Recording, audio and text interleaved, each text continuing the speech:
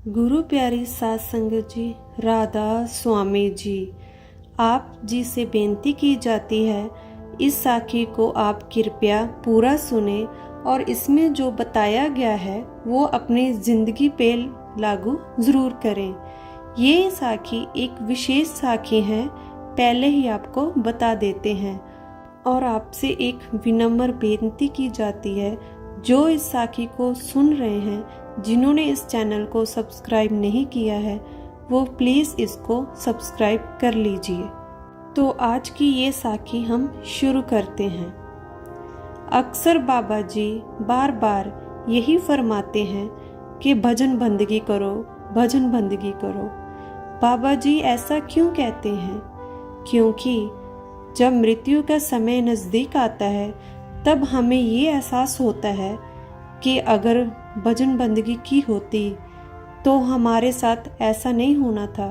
क्योंकि उस समय जो तकलीफ व्यक्ति को होती है वह सहन नहीं होती, और जैसे जैसे मृत्यु का समय नज़दीक आता जाता है वैसे वैसे ही आत्मा का सिमटा होना शुरू हो जाता है। आत्मा ऊपर की तरफ सिमटना शुरू कर देती है और उस समय जो तकलीफ होती है वह सहन नहीं हो पाती और व्यक्ति चीखता है, चिल्लाता है। और ऐसा केवल उनके साथ होता है जिन्होंने जीते जी भजन बंदगी नहीं की होती, जीते जी मरकर नहीं देखा होता। क्योंकि जिन्होंने जीते जी मरकर देख लिया होता है उन्हें ऐसी पीड़ा से गुजरना नहीं पड़ता। उनकी आत्मा एक पल में सिमटकर ऊपर आ जाती है और उस शरीर को छोड़ देती है। तो गुरु प्यारी साध संगत जियो, मृत्यु के समय एक सत्संगी की आत्मा शरीर को छोड़ने में कितना वक्त लेती है, ये इस बात पर निर्भर करता है कि आत्मा कहाँ से सिमटना शुरू करती है। अगर आत्मा पहले से ही दोनों आँख के केंद्र पर पहुंच चुकी है तो वह शरीर को छोड़ने में कुछ भी वक्त नहीं लगाती। जो सत्संगी हैं वो जीते जी मृत्यु का अभ्यास करते रहते हैं, भजन बंदगी करते रहते हैं। इसीलिए उन्हें मृत्यु के वक्त ज़्यादा तकलीफ नहीं होती, क्योंकि उनकी आत्मा तुरंत ही तीसरे तिल में सिमट सकती है। लेकिन जो जीते जी मृत्यु का अभ्यास यानी कि मालिक की भजन बंदगी नहीं करते, उनकी आत्मा नीचे से सिमटना शुरू करती है और आँखों के केंद्र तक आते आते काफ़ी समय लगता है। इसलिए उन्हें मृत्यु के वक्त काफ़ी तकलीफ होती है। क्योंकि कोई भी आत्मा शरीर तभी छोड़ सकती है जब वह दोनों आँखों के केंद्र पर पहुंच जाती है। अगर सत्संगी की आत्मा पहले से ही आँखों के केंद्र पर पहुंच चुकी हो तो वह शरीर को छोड़ने में कुछ भी वक्त यानी समय नहीं लगाती। उसकी आत्मा मृत्यु के वक्त एक ही पल में शरीर छोड़ सकती है। अगर वह सत्संगी आत्मा का कुछ सफ़र बाकी रह गया हो तो उसे दोबारा जन्म लेना भी पड़ सकता है, और वह दोबारा जन्म लेने में भी ज़्यादा वक्त नहीं लगाते। उस सत्संगी आत्मा को जन्म भी किसी अच्छे सत्संगी परिवार में ही मिलता है, जहाँ पर मालिक का नाम लिया जा रहा होता है, और वहाँ पर आत्मा और भी अधिक रूहानी तरक्की कर परमात्मा से मिलाप करती है। लेकिन ऐसा भी हो सकता है कि वह आत्मा जन्म ही ना ले और ऊपरी रूहानी मंडलों में रहकर वहाँ से ही रूहानी तरक्की कर परमात्मा से मिलाप करे। गुरु प्यारी साध संगत जी, किसी की भी आत्मा एक बार शरीर से निकलने पर उस शरीर में वापस नहीं आती और उस शरीर का कोई मोल भी नहीं रह जाता। हम उसे जलाएं या दबा दें, उसे कोई फर्क नहीं पड़ता। अब वो आत्मा उस छोड़े हुए शरीर में कभी वापस नहीं आती। गुरु प्यारी साध संगत जी, एक ऐसा ही किस्सा बड़े सतगुरु महाराज जी के समय का है, जब एक सत्संगी सेवादार जो कि सतगुरु से बहुत ही प्रेम करता था और सेवा के मामले में वह सबसे आगे था, उस समय में उसकी जितनी सेवा शायद ही किसी सत्संगी भाई ने की हो, क्योंकि गुरु प्यारी साध संगत जी उनकी सेवा बहुत थी। जब भी कोई सेवा का हुक्म होता था वह सबसे आगे हुआ करता था, लेकिन उसकी भजन बंदगी बहुत ही कम थी और सतगुरु अक्सर उसे समझाया करते थे कि भाई तेरी सेवा तो बहुत है, लेकिन भजन बंदगी भी कर लिया कर। तो वह साधारण ही सतगुरु को कह देता कि सतगुरु भजन बंदगी तो मुझसे होती नहीं, अब आप ही अपनी कृपा कर मुझसे भजन बंदगी करवा लीजिए। तो साध संगत जी ऐसे ही बहुत समय बीत गया और उसकी मृत्यु का समय नज़दीक आने लगा। तो सतगुरु उसे समझाते थे कि भाई अब तेरा अंतिम समय नज़दीक है, तो तू भजन बंदगी कर लिया कर, मालिक की याद में बैठ जाया कर।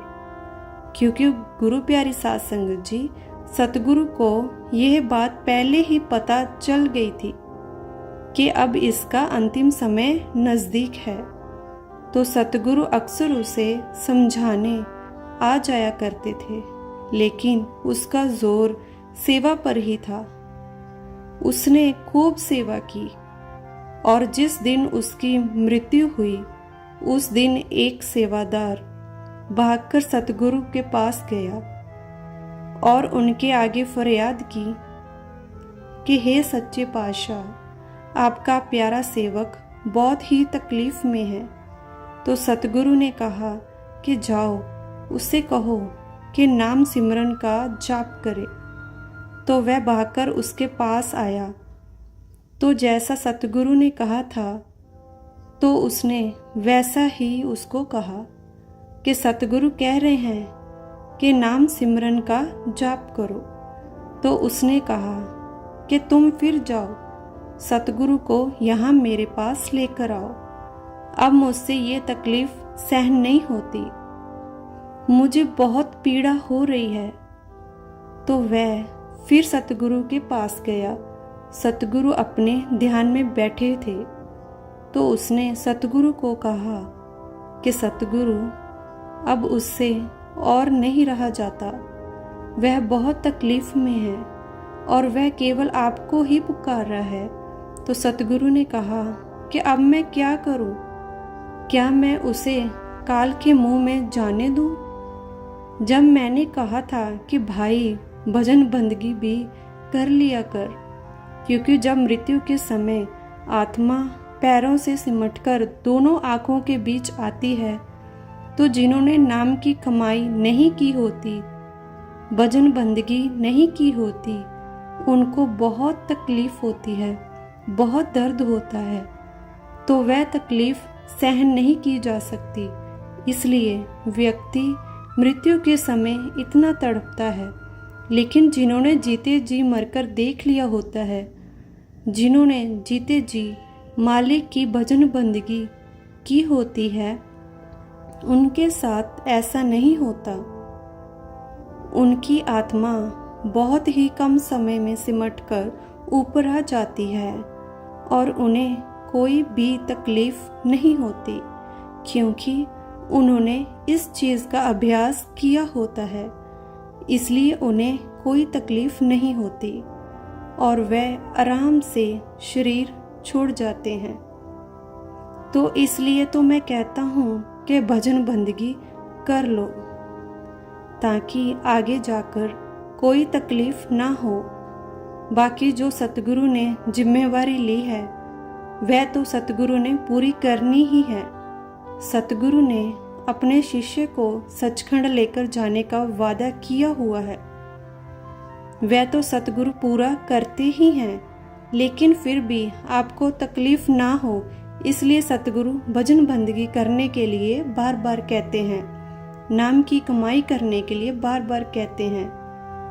तो जब सतगुरु उसके पास गए सतगुरु ने उसके सर पर हाथ रखा तो उसी पल उसके प्राण छूट गए। तो गुरु प्यारी साध संगत जी, ऐसे सतगुरु अपने भक्तों और प्यारों की संभाल करते हैं। बेशक उसने भजन बंदगी नहीं की थी, लेकिन उसने गुरु घर की सेवा की हुई थी। तो जैसा कि सतगुरु कहते हैं कि जो प्रेम और प्यार से गुरु घर का एक पत्ता भी उठा लेता है, मैं उसको भी सचखंड लेकर जाऊंगा। तो प्यारी साध संगत जी, इतनी अपार कृपा सतगुरु हम पर कर रहे हैं, तो और हमें क्या चाहिए। सतगुरु से कोई कमी नहीं है, कमी तो सिर्फ हमारी तरफ से है, क्योंकि ना तो हमारे पास भजन बंदगी के लिए समय है और ना ही गुरु घर की सेवा के लिए। और अगर हमने गुरु घर की सेवा भी नहीं की, भजन बंदगी भी नहीं की, तो हमारी क्या हालत होगी, ये हमें खुद सोचना होगा। गुरु प्यारी साध संगत जियो, देखा ये कितनी रूहानियत से भरी हुई साखी थी। गुरु प्यारी साध संगत जी, आप बैठा कीजिए, भजन बने चाहे ना बने, लेकिन बैठा कीजिए, क्योंकि गुरु प्यारी साध संगत जियो, सेवा भी बहुत ज़रूरी है, भजन बंदगी भी बहुत ज़रूरी है। साफ साफ आज इस साखी में आपको स्पष्ट कर दिया गया है। राधा स्वामी जी।